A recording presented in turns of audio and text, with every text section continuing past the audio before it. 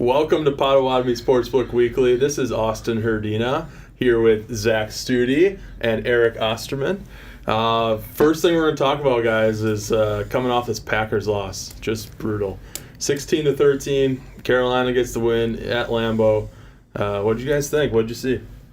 Well, the Packers seem to do exactly the opposite of what we mentioned on this show last week. We really wanted them to just get through the game, nothing too crazy. Don't let anything too wild happen that's going to throw you off your groove, and try to get out of there healthy. And sure enough, big loss to Kraft there, and just a game that I'm sure the Packers and the Packer faithful are going to try to forget. Yeah, that game was easily forgettable. Tucker Kraft going down, I feel like the offense really had to pivot. And I feel like, again, with him being such a major part of that offense and him just kind of moving to that all-pro level over these, last, 16 games, he's been a super reliable guy in the pass game, a big playmaker, and I think a lot of the offense ran through him, believe it or not. They seem like they struggled to adjust. We've talked about that Packers pass game on this show before. They don't seem to have that bona fide number one receiver. So with Kraft going down, it's kind of where do they go? Where's their safety blanket? Doesn't seem like they have one right now. Yeah, you look at those stat lines. Let me read you Jordan Love's stat line. He was 26 for 37 for 273, had one interception, should have been two, but no touchdowns. That's coming off a performance the previous week against the Steelers and throwing up a game like that. They obviously struggled to adjust. I didn't have any idea what he was doing out there. Yeah, losing Tucker Kraft is a huge loss. Luke Musgrave's going to have to step it up. He's just going to. Kraft was such a huge part of our passing game. Musgrave's we need to run block better. We can't just rely on our tight end to be our number one guy right now, and obviously he's not going to be. Where do you think we go from here? Who's who's this guy on the offense that's got to step up? Josh Jacobs is good, but you can't run the ball all the time. Who's the guy in the offense that's really got to step up? Jaden Reed's coming back. I think the return of Christian Watson. I think he's a guy that he needs to show that he's the number one guy. He needs to show that he's a guy that we need to lock up long term. Coming off the injury, we've given him plenty of time to get that hamstring going again. We need to see it from him. So I think Watson, Dobbs is going to have to step up. Dobbs has been showing up in the end zone, but I feel like, in the middle of the field, he's just not there. Yeah, I don't know. What's your take? Austin touched on it. In the NFL, you have to have a running game to be successful, but you can't only rely on your running game. It's too easy to stack a defense, and kind of sell out against the run if the defense isn't afraid of the passing game. And that's kind of what it looks like. You have to be able to keep the defense honest, so when they can stack 8 in the box and just, sell out to stop Jacobs, you're not really going to get anywhere. My big thing is I think it's got to be Matthew Golden. We invested a super high draft pick in him. Yeah. You had Christian Watson, who's a high-end draft pick. What was he, like the first or second pick of the second round or something like that? Yeah, I believe he was a second-round pick. Yeah, but, he's struggled to stay healthy. Matthew Golden has struggled to get going. He's been just a non-factor on the offense, and he was sold to us as this guy that's got game-breaking speed, and he's everything that we need in a wide receiver, but we still can't manage to find that guy. And it reminds me, what it reminds me of? You remember towards the end of Rodgers' time with LaFleur, how it seemed like we had great receivers, but we couldn't find anyone open. That's a good call. Yeah. Let me ask you guys this. You're closer to the Packers, than I am. I kind of, just a casual observer, if you will. But at this point, do you trust Love to get the ball to those receivers? You named off 3 guys between Watson, Dobbs, and Golden. Is he showing you what you expected by this point in his career?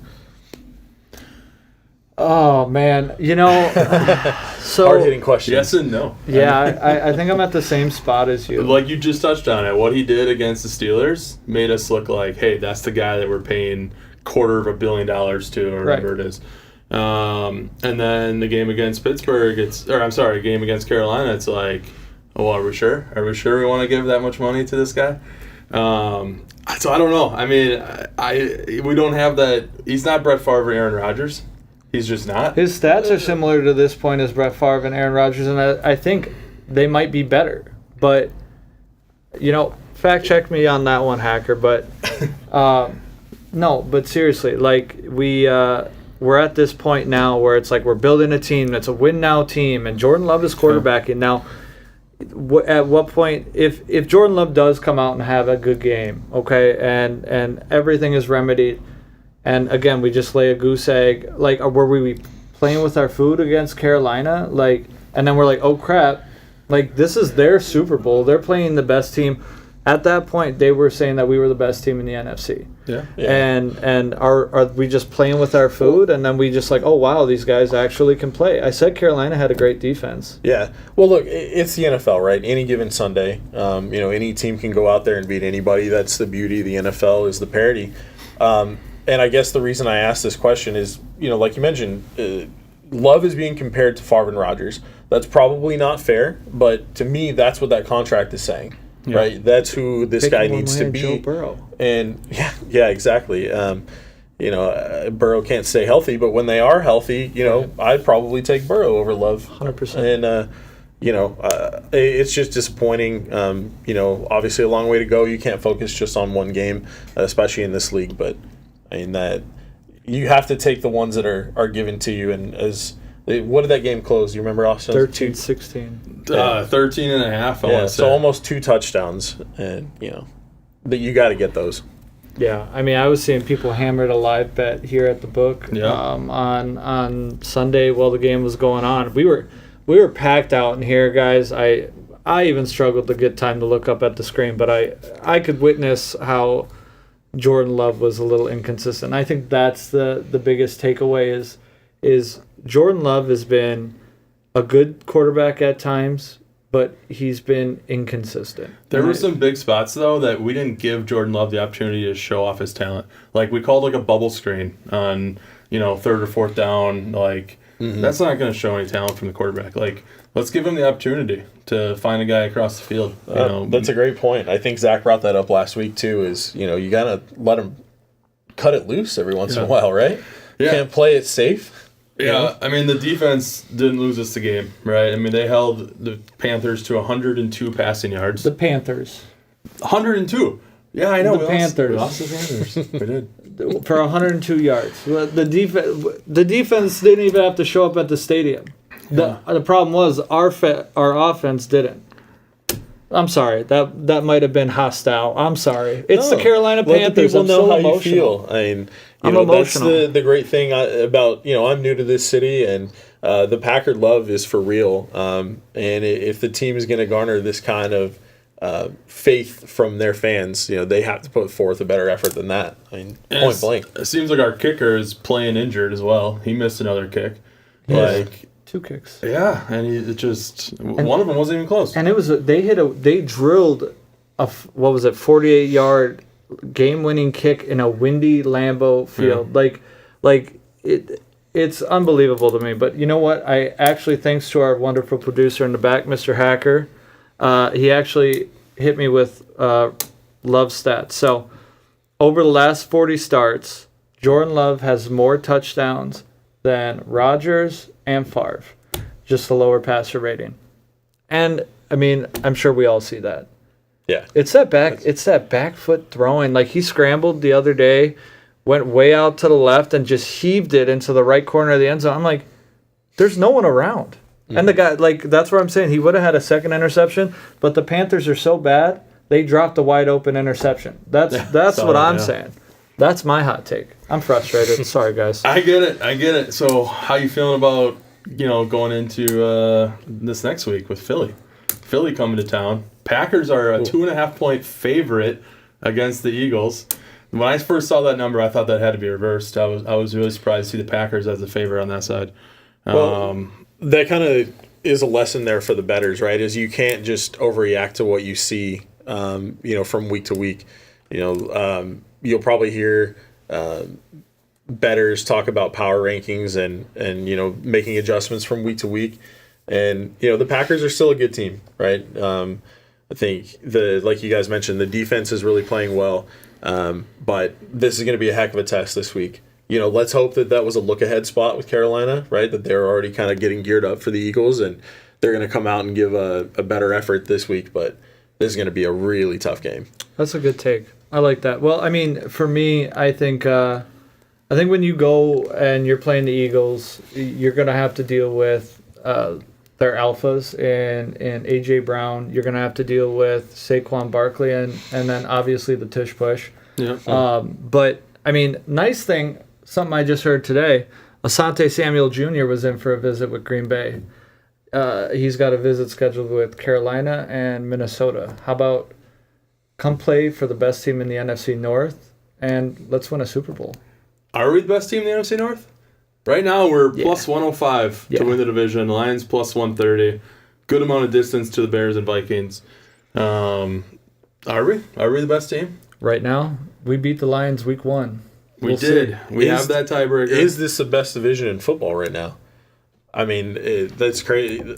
All those teams have talent. I mean, obviously the Bears have their issues. The Vikings looked pretty good with McCarthy back.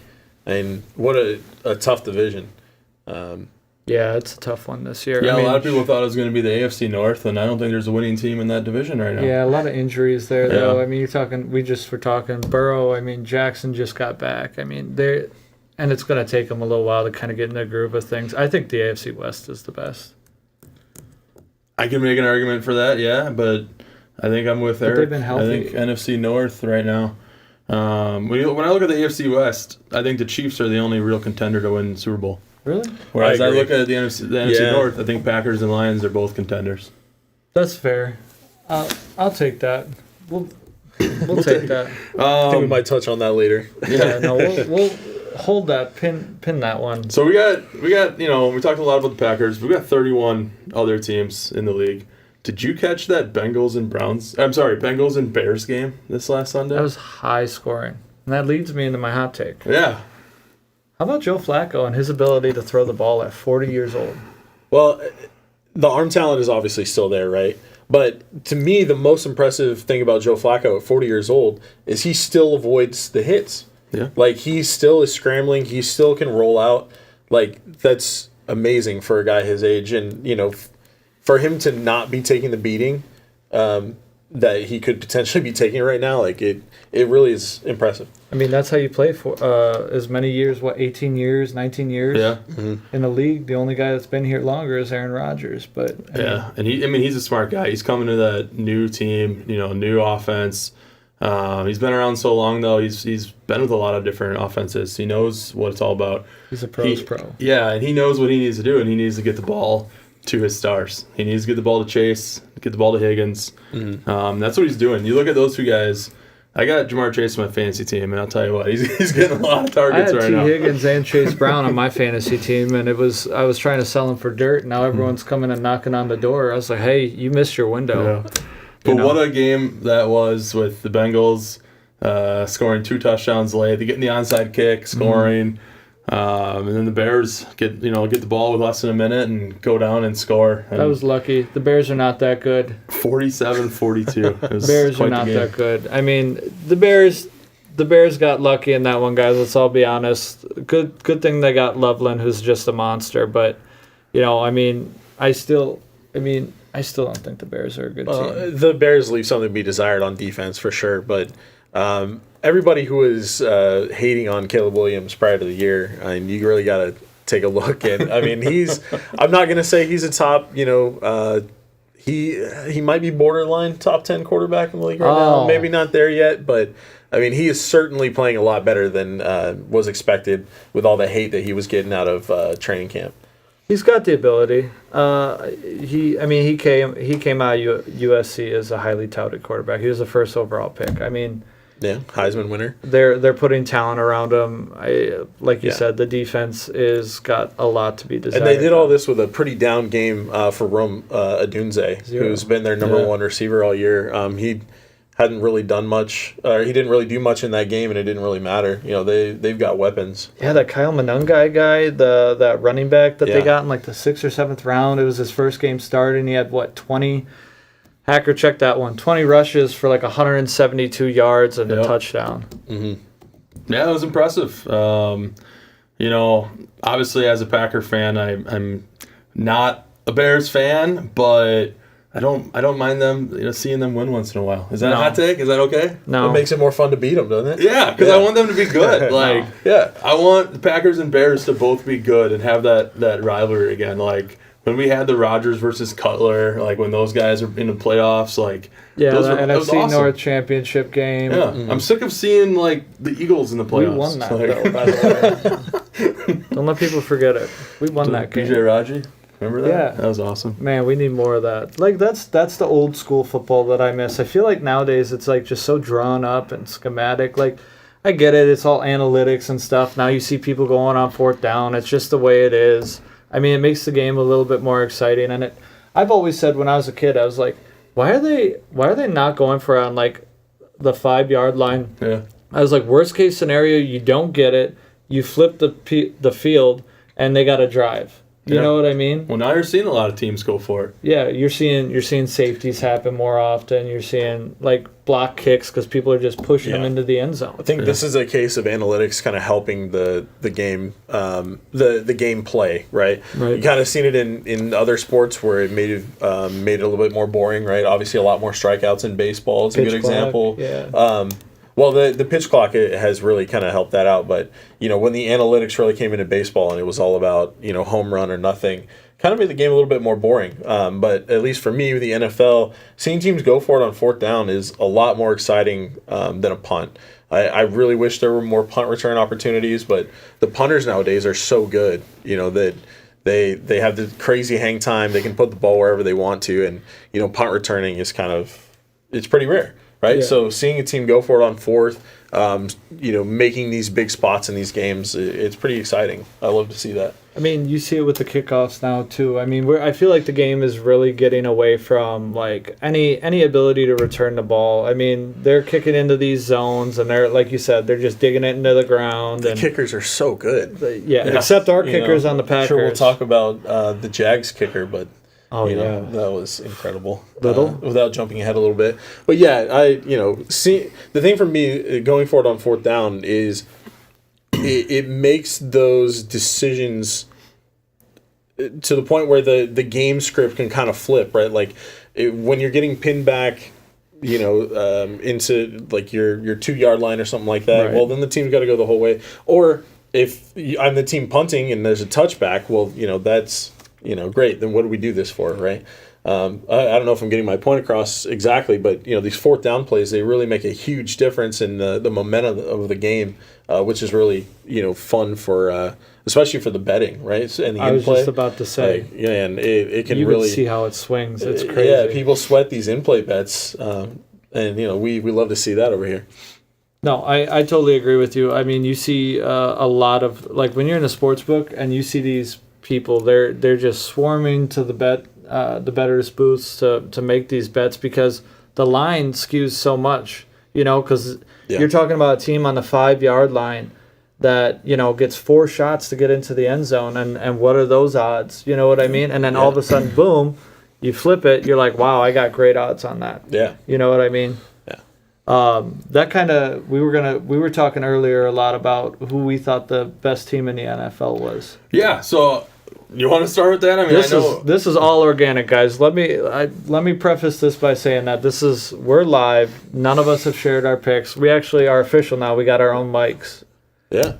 Let's talk about best team in the NFL. All right, I'm ready. I want to hear your take. My take is the marquee matchup last week, the Chiefs and the Bills. Who won that, and who won that handily? The Buffalo Bills. Don't say that. Sean's gonna hear you. The Buffalo Bills are the best team in the NFL right now. They have the best quarterback in football. Who's their best receiver? I like that there isn't a clear answer. I like that. I hate that. like that. Getting that tight end back was huge. Yeah, Kincaid had a big game. Kincaid. Yeah. And Josh Allen. I mean, he scored 2 touchdowns on his feet. I mean, the guy is did Sean put incredible. you up Speaking for of fantasy team, Josh Allen on my fantasy He's team. on mine too. I love him too. Sean put you up for this? No, man. The Buffalo Bills. They have such a good home field advantage too that if they're going to be hosting, it's going to make a factor. I mean, so many years I feel like they've had to go to KC. They're in a position right now where AFC is going to run through Buffalo, and I think that this might be the year they get back to the Super Bowl. It's been over 30 years since they've been there. I think this might be the one. I want to see Eric's face when I say this one. All right. Yeah. Best team in the NFL. Keep in mind right now, worst team in the NFL is definitely the Dolphins. We'll come back to that. Best team in the NFL, Seattle Seahawks. Okay. Their ability. I'll listen to your argument. Their ability to play the game right now is amazing. Sam Darnold makes all the throws. That defense is stifling. I mean, they haven't let up like a 100-yard rusher. I don't know exactly how many games, but I heard it's a lot. Yeah. They have two all-pro defensive backs. They got a rookie. They got a rookie nickelback that they grabbed in like the 3rd round out of Rutgers. I can't even pronounce his name. He's a monster. It feels like the Legion of Boom again with a better offense. That's a bold statement. That's how it feels to me. With a better offense, I don't know. With a better offense. Okay. Darnold had 330 passing yards on Sunday night. I'll tell you what. By half. Not by half. That was a game where, on a Sunday, like us in the Sportsbook, we're really busy. But I get home Sunday night, I turn on the game, and the Seahawks are just taking care of Washington. I mean, it wasn't even close. There's something we got to talk about with Washington. Well, look, there was a little bit of I get the arm Seahawks the wrong way at one point too. Man. I get the Seahawks looked good, but speaking of not overreacting from one game, it's not like Washington has the defense du jour around here. Like, I mean, Sam Darnold, he is what he is. There's a reason why the Vikings let him go. Like, I know that they took McCarthy. He looked great last game, but I'm not sold on the Seahawks. They do have a good defense. I'll give you that, but. I have concerns about them running the ball, and I'll give him this: that the pickup of Shaheed was a good one. I think getting that deep threat was good, but I still need to see more from the Seahawks. I'm a Darnold believer, though. I mean, he was put in a position, drafted, going to the Jets, worst organization in football At that time. Right now. He goes to Arizona, another organization that's just not the best run in my mind.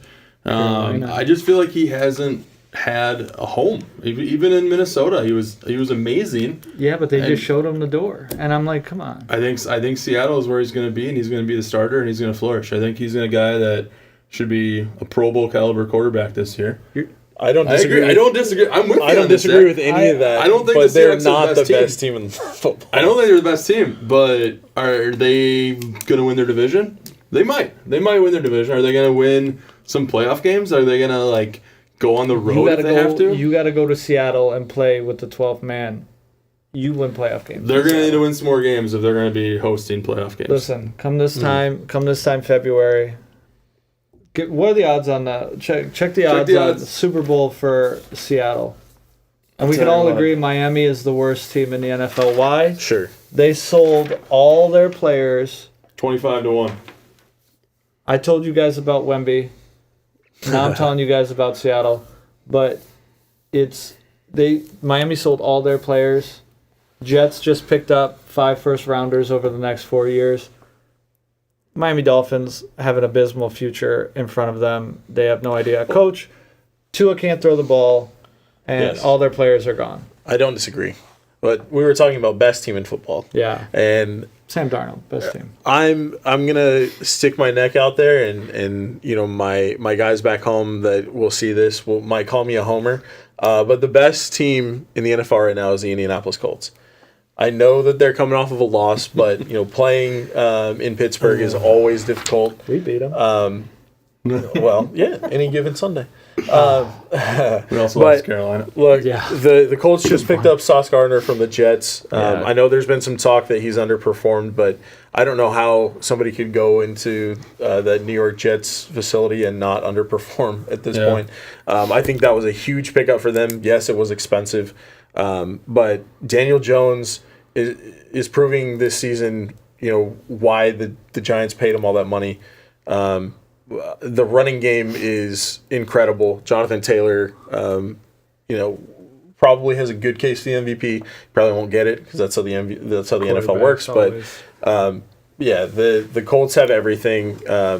That new tight end, I'm blanking on his name right now. Tyler Warren is incredible. He might be the best player on the field every week. He's such a stud. Yeah, he's tough. I think Indy, for me right now, they're the best team in football after the Sauce Gardner acquisition. Well, I'll tell you what, Jonathan Taylor right now is the favorite for Offensive Player of the Year, minus 143. He's also the favorite to lead the league in rushing. You can get that at minus 106. That's a good bet, too. Almost even money. There's some, so if you're someone that believes in this Colts team, comeback Player of the Year, Daniel Jones, 8-1 now. That's a bet. Head like coach, that. Shane Steichen, plus 150. He's the favorite to win Head Coach of the Year. So, if you look at the Colts, they're a team that before the season, I wouldn't even thought twice about them. I've been like, they're not going to be a playoff team. Richardson. Yeah, what was their season win total? 7.5, maybe 8? Yeah, Had to be somewhere around there. They might get there by the end of the month. Yeah. People are going to the bank with that bet. One thing that I really like, now that you brought it up and I really want to talk about, like you talked about Sauce Gardner and what they had to give up for them. Mm-hmm. Look at what the Packers gave up for Micah Parsons in comparison. Like, was that not a fleece by the Packers to the Dallas Cowboys organization? Like, if they're giving up 2 first-rounders for Sauce Gardner, who you just said, as a Colts fan, has been underperforming, and then you got, who was it, Keenan Williams going to Dallas with those same 2 first-round picks from the Jets. Like, how did the Packers manage to fleece Dallas like that? Because Parsons has been playing incredible all year. Parsons is the favorite right now for Defensive Player of the Year at plus 180. And we got him for a first rounder. We gave up 2 firsts and Kenny Clark. Yep. I like that. Clark hasn't done much for Dallas yet. Looks like they're going to switch to a 3-4, getting like Williams and Clark. They have to do something. They got to do something. That defense is like Swiss cheese. So Eric, why do you think the Cowboys are a buyer? Like, does that seem kind of weird to you? Yeah, you talked about that. It seemed very strange to me. They're 3-5-1, coming off a loss against the great Jacoby Brissett. I don't understand it, but that's kind of par for the course for me and the Cowboys, right? Can't predict Jerry. No, we were talking before the show. It was a little crazy that they let go of Rico Dowdle. He's obviously tearing it up for Carolina. We probably would have won last week if they kept him. yeah, exactly. The Cowboys still have a decent offense, and maybe that's what they're banking on, that they'll be able to try to sneak into a wild card spot. But the NFC is so top heavy, I don't really see how they could possibly make that happen. So this move for the Cowboys just really doesn't make sense for me. All right, so we have a lot of other games to get to. So why don't we go through the games this week in the NFL?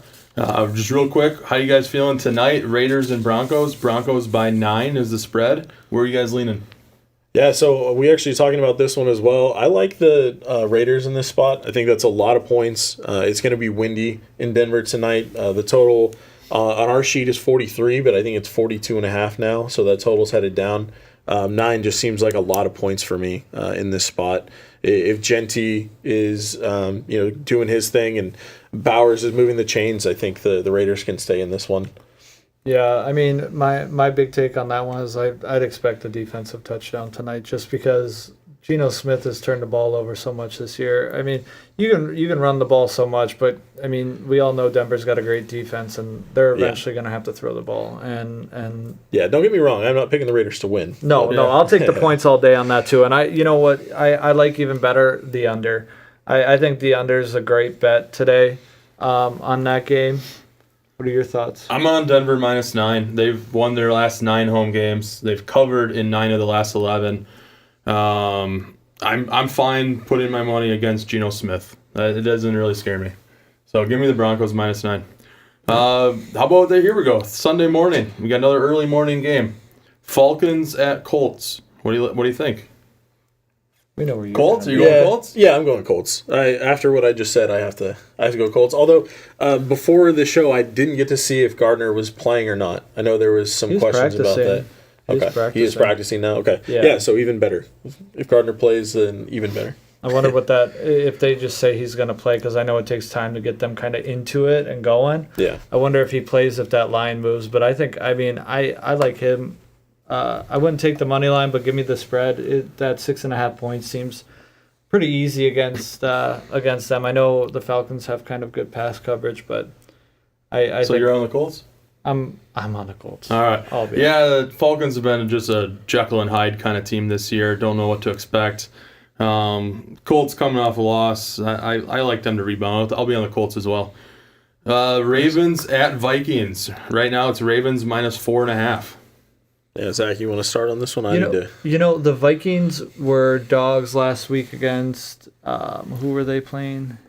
It was a big game. Vikings were at Detroit, and they're 9.5 point underdog, and they won that outright. Right, and they won that. Yeah. I feel like it's the same kind of scenario. I feel like J.J. McCarthy's missed some time, and he feels like kid's a winner. You know what I mean? So I feel like he's out there to prove it. Give me Minnesota +4.5. I'm on Minnesota +4.5 as well. Similar reasons, like you said. I think a lot of people are jumping on the Ravens bandwagon, like, oh yeah, they started bad, but now they're back. No, they're still not the team that everyone thought they would be. So I'm not laying 4.5 on the road with Baltimore. So give me the Minnesota Vikings. Well, I'll tell you why you should lay 4.5 Okay. On the road against the Vikings. Typically, that's not a spot that I like, but I think with Lamar Jackson being back, they're hitting their stride. This team knows exactly what they have to do to get to the playoffs. They almost have to win outright. They're going to have to get some things to go right. I think that offense is going to go out there hitting on all cylinders, and laying less than a touchdown. I'll take the Ravens. My best team, Buffalo Bills, at Zach's worst team, Miami Dolphins. Bills -9.5. What do you think? Give me the Bills 9.5. I'm on Bills 9.5. Yeah, I can't disagree. For all the reasons that Zach said, and Buffalo, the way they're running the ball. I mean, Cook looks amazing. So, yeah, I'll go Bills on that one as well. Let James Cook. That's right. Browns -2 at the Jets. Do I have to watch this game? Browns and Jets, we'll have it. 38-point total on that game. Yeah, don't watch the game. Is that your pick? Your pick is just don't watch the game. Yes, don't watch the game. But if you have to, I guess I'd take the Browns in this spot. For no particular reason except for the Jets seem to have mailed it in. I think I'm with you on that. It's two bad teams playing. It's not exciting football. I wouldn't bet on it because I feel like it could go any way. Because two bad teams getting on the field, anything could happen at any moment because they could fumble the ball and anything. I would avoid that one. But Browns -2.5. That's what I like. Jaguars -1.5 at Texans. This is a pick'em game. Yeah, 1.5. Yeah, I think I'm gonna have to go Jacksonville. If Stroud, either way, even if Stroud does play, he's not gonna be at full strength. So, give me the Jags, but not a strong opinion here. Lowest total of the week, actually, 37 on our sheets. Yeah, they brought in Jacoby Myers at receiver, hoping to fill that number 2 void for Jacksonville. Yeah, after Travis Hunter went down. Yeah, I just heard Nick Chubb might be questionable for that game. Would put Woody Marks in position to start for Houston. I think I would avoid the spread in this game. I'd probably hit the under on the points. I'll take Jacksonville in this one. Patriots at Buccaneers. Buccaneers are -2.5 home favorite. That one I like. Yeah, Bucks coming off a bye, right? Yeah. Yeah. I think less than a field goal. That's good. I picked the Patriots last week and they disappointed me, so I'd like to double down. But I think good spot for the Bucks. I'm taking Patriots. I think Vrabel's coach of the year this year. Really like what he's been doing. Give me Drake May and the Fighting Patriots. I'm with him on that one. Let's do the Patriots. Baker's a great quarterback, but I think the team itself is just injured, and they've had a history of it. So Saints at Panthers. Panthers -5.5. shoot, if they play it like they played the Packers, give me the Panthers -5.5. I'm on Panthers too. I don't really have much to say about that game, but what I've seen with the Saints this year, I just have no faith in them. Panthers now 5-4 on the year. Give me the Panthers. And they just unloaded Shaheed. Yeah, let's go 3-0 on the Panthers. Mm-hmm. I can't find any reason to back the Saints right now. I think 5.5 is a lot of points, but why are you going to bet on the Saints right now? Last game in the noon window, we got the Giants at the Bears. Bears favored by 4.5. I'll take the Bears in this spot. This is a tough one. It's going to be a tough game. But I've kind of been in fade the Giants mode ever since Scatterboo went down. So no reason to switch until they prove me wrong. The Bears. I got the Bears.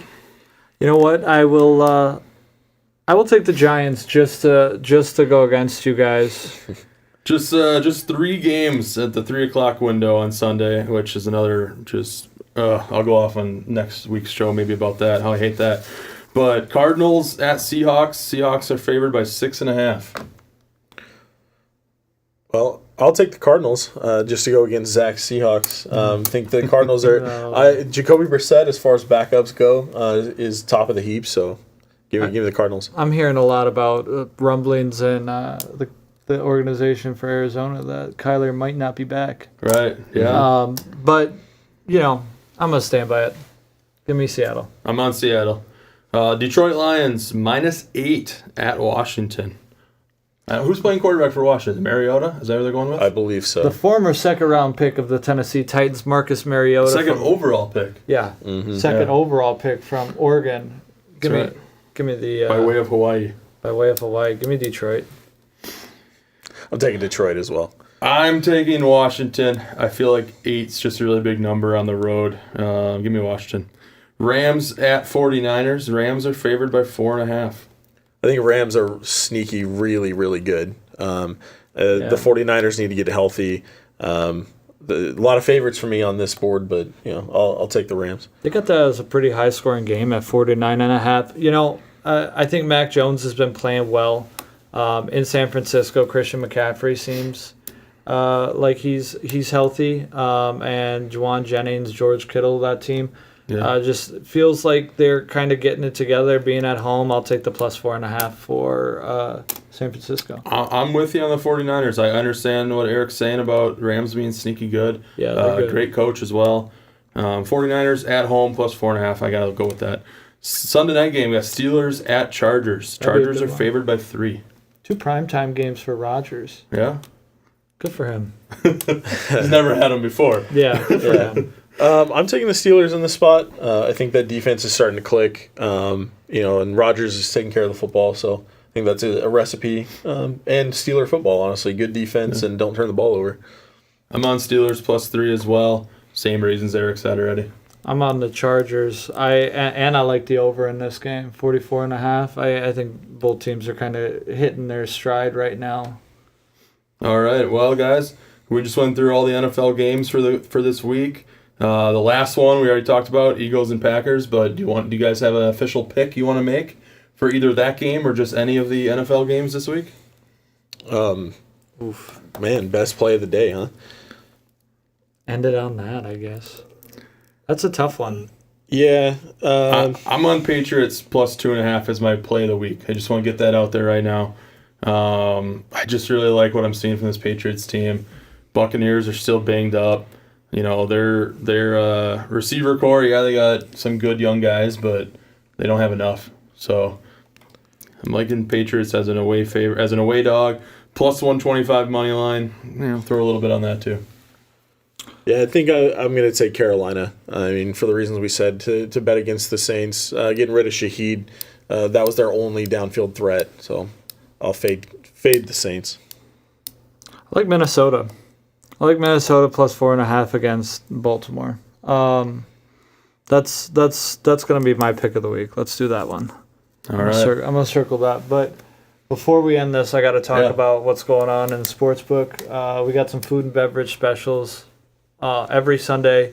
Come out, get you a bucket of beer. Domestics $20, which is like super cheap. It's an amazing deal. Pardon my French, that's real cheap. Imports $25, $10 off beer towers. We're doing our Melon Blitz. My team and I would love to have you guys here in the Sportsbook. It's always awesome to have you guys out here. We got great chefs, some of the best in the city. So make sure you stop out. Definitely take advantage. We're here to serve you guys. So come on down every Sunday while football's still kind of going on. I mean, we're busy all the time, but... All right, thanks again, guys. This is Potawatomi Sportsbook Weekly with Austin Herdina, Zach Stute, and Eric Osterman. Have a great week. Have a good one.